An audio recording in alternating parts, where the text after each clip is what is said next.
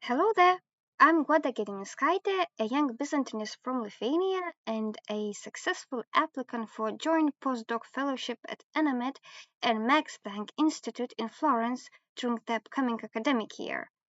I have just completed my PhD in historical studies at the University of the Republic of San Marino, earning the doctor title, hence from here also my affiliation to the School of Historical Studies at the University of San Marino. Prior to embarking on the PhD program, I obtained my bachelor's and master's degrees in history and theory of arts at Vilnius Academy of Arts in Lithuania. I earned my second master's degree at Ca' Foscari University of Venice, double majoring in history of arts and conservation of artistic heritage. My research interest specifically focuses on the intellectual history and the material culture in the late Byzantium, relying on the thorough autoptic interrogation of evidence through a combined philological, historical, and art historical investigation.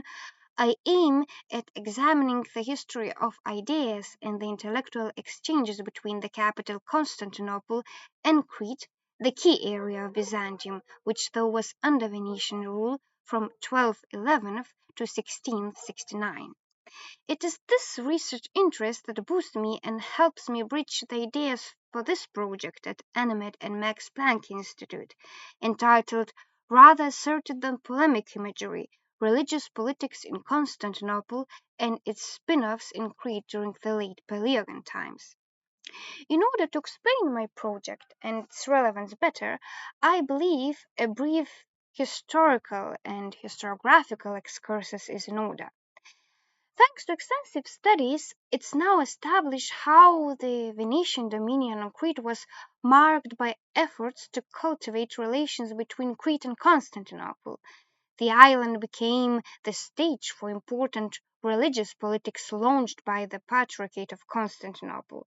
It especially holds true for the period spanning over broadly from the second half of the 14th century up to the first half of the 15th century. Then the Patriarchate tried to reinforce its position in Crete in view of the discussion about the church union, proclaimed twice, first in Lyon in 1274 and after in Florence in 1439, but never put into practice. Then a number of prelates was dispatched to the island so to pursue the anti-Latin activity and inject a new life into the orthodoxy of Crete. Interestingly, scholars saw repercussions in Cretan artistic production, even to such an extent that they explored images through a lens of the binary Crete-Constantinople relationship and its prompt polemics between the Latins and the Byzantines.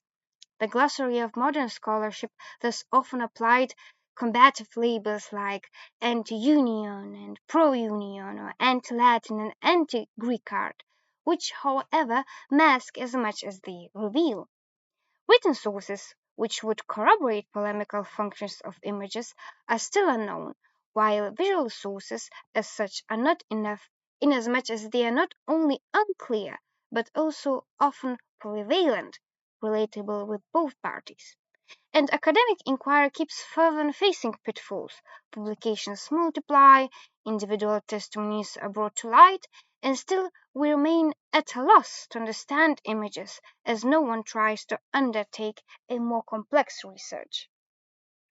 It is in this historiographical context that in the project my research interest spans images in the monumental Paleogen art of Crete between the late 14th and the early 15th century, by modern scholarship related to the anti-Latin and anti-Greek agenda.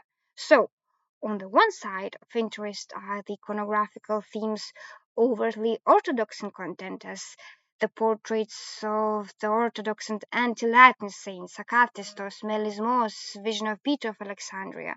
On the other side, curious are the mixed images, as in the Paleogen art with Western iconographical details like the representations of the Latin Trinity or Latin saints. A couple of pictures of such examples escort this video. Addressed iconographical themes are testified by over 20 examples, hence a wide-ranging corpus of visual sources which begs for a pursuit of the kind.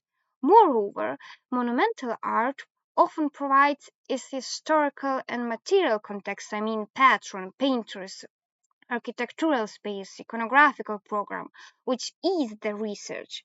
Besides the art historian toolkit, I shall rely on the data driven approach. My project, therefore, will try to remedy historiographical problems through an autoptic study of a unique set of visual testimonies which complement one another and help understand better their distinctive histories. My research object is the Cretan imagery as historical source and its broader dynamics with the religious ideas on the move between Constantinople and Crete in the late 14th and early 15th century. My research object, respectively, is to understand the extent to which the Cretan imagery was polemical and how its anti agenda deepens our knowledge about the then religious polemics and stances.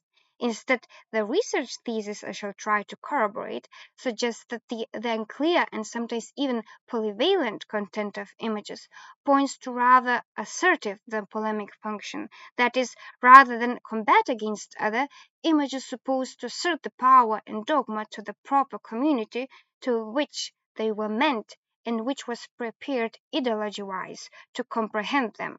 In other words, the images were impostors and created in such a way that they would appear neutral, even inviting to outsider, but asserted to insider who was able and eager to understand the hidden meanings. In the long run, through the Cretan imagery, I aim to grasp the extent to which religious politics from Constantinople had the repercussions for Cretan life, and in turn to advance our understanding of the Constantinopolitan religious reality. I believe that the issues addressed in the project are extremely useful in examining the history of religious ideas and politics, as well as the cultural and intellectual exchanges between Constantinople and Crete in the 14th and 15th centuries. Also, the research helps to promote a deeper knowledge of art production, its compositional processes, and transmission modes during the late Paleogen period in the capital and its geographical margins. To put it bluntly, as the title of our project anticipates, I am eager to pin down the Constantinopolitan artistic and religious life and its spin offs in the Cretan reality in a very precise historical point in time. To be continued. Thank you.